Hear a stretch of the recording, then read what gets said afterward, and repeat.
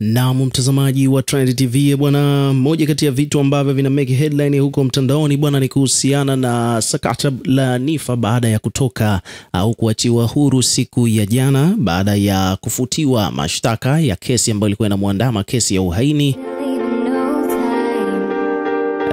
Bwana ni kwamba baada ya kesi hiyo kufutwa ni kwamba Niffer sasa hivi amerudi uraiani, na of course tayari ameshaanza kuwa active katika mitandao ya kijamii. Yani ukipita huko Instagram bwana, moja kwa moja lazima utakutana na posti ambazo zinamhusu mwanadada huyo Niffer.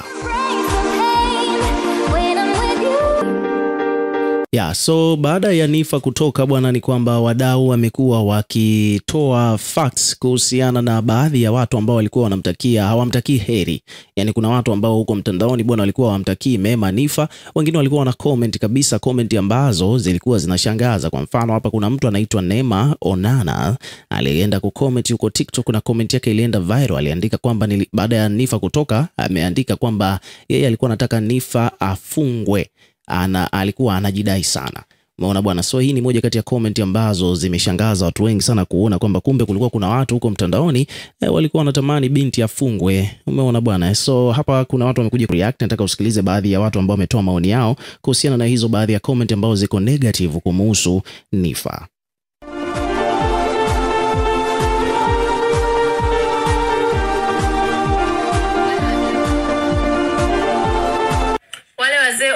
Niffer na wenzie wataishia jela. Msifute posti. Msifute posti. Sasa inaanza kutafuta moja kuja kukusalimia. Kuna watu hii dunia wanajionaga wao ndo baraka za Mwenyezi Mungu zipo kwao. Wao ndo vijukuu vya Mungu sijui. Wao ndo Mungu wamewafeva kuliko watu wengine. Tulikuwa tunawaona. Sisi wakati tunafanya investment kwa Mungu, kumuomba Mungu afanye jambo jema, nyewe mlikuwa busy kuendeleza chuki. Chuki hazisaidii.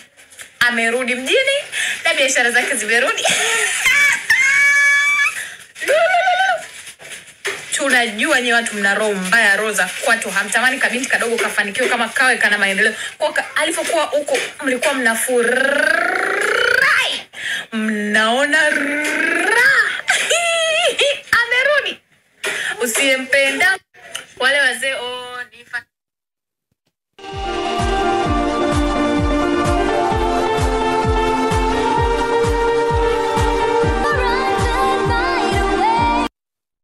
Lakini pia kuna kijana mwingine hapa na yeye pia alikuwa na ya kwake ya kuzungumza kuhusiana na hizo baadhi ya comment ambazo zilikuwa zimesambaa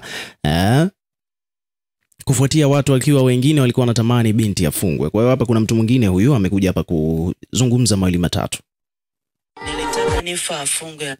Nilitaka Niffer afungwe anajidai. Wewe je, nikwambie kitu?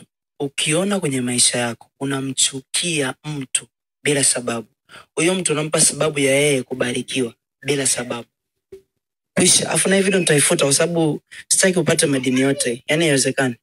Nilitaka Niffer afungwe anajidai.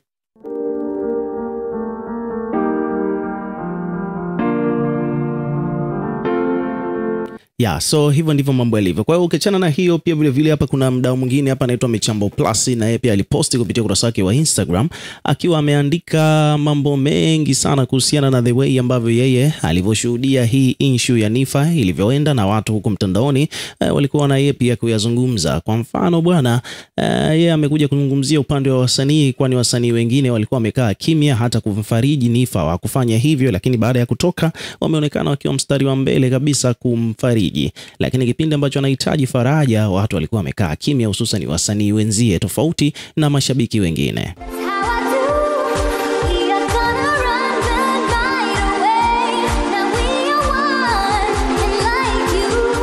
Kwa hiyo hapa bwana kuna mdau amekuja ameandika kwamba bwana Niffer, wasanii ni wanafiki sana. Niffer amepitia kwenye kesi nzito ya uhaini, lakini wasanii, yani watu maarufu wote walikuwa kimya kama hakuna chochote kilichotokea.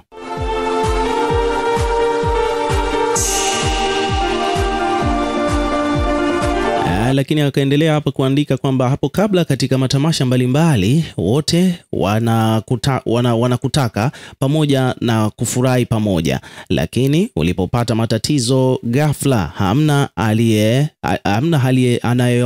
aliyeyaona, aliyeuliza au kuonyesha chochote kile. Kesi ya Niffer imeonyesha jinsi tasnia nzima ilivyojaa unafiki, yani tasnia ya sanaa, yani tasnia hii ya wasanii na watu, yani watu wa kuigiza na watu wa Bongo Flava kwa ujumla. Kwa hiyo hapa kwa mujibu wa Michambo Plus anasema kwamba hii kesi ya Niffer imeonyesha jinsi gani ambavyo tasnia ilivyojaa unafiki.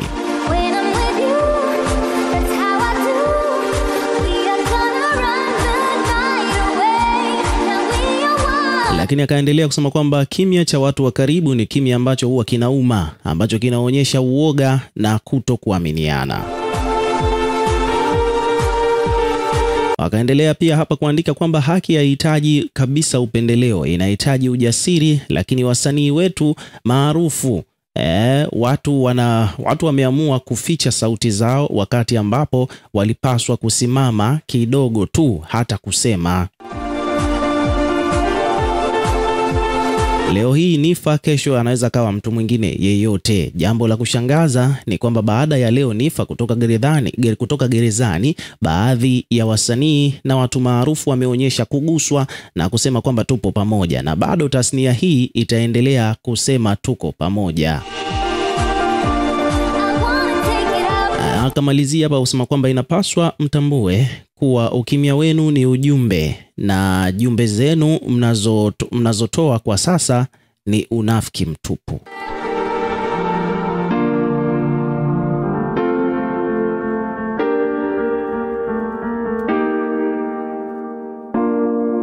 So hivyo ndivyo mambo yalivyo bwana. Kiufupi ni kwamba watu wamekuwa wakidai kwamba bwana Niffer wakati anapitia wakati mgumu, wakati anapitia kesi yake bado ilikuwa inaunguruma, watu wanadai kwamba wasanii walikaa kimya hata kufariji, maana kitu ambacho watu wengi sana walikuwa wanatarajia ni kuona faraja ikiwa inaelekezwa hata kwa familia ya Niffer, lakini wasanii wengi walikuwa wamekaa kimya.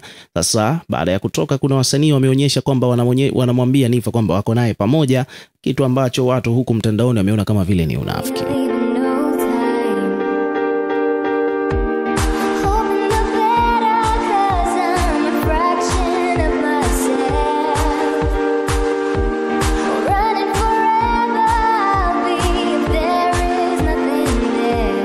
So hivyo ndivyo mambo yalivyo bwana. Ukiwa kama mdau, na wewe pia tuwekee maoni yako katika comment section hapo chini, tutakuwa tukisoma na kureplay kila comment ambayo utakuwa tunaiona. Lakini pia vile hakikisha unazidi kuwa karibu na channel yetu kwa kulike, kushare na kusubscribe kwa ajili ya kupata update zaidi.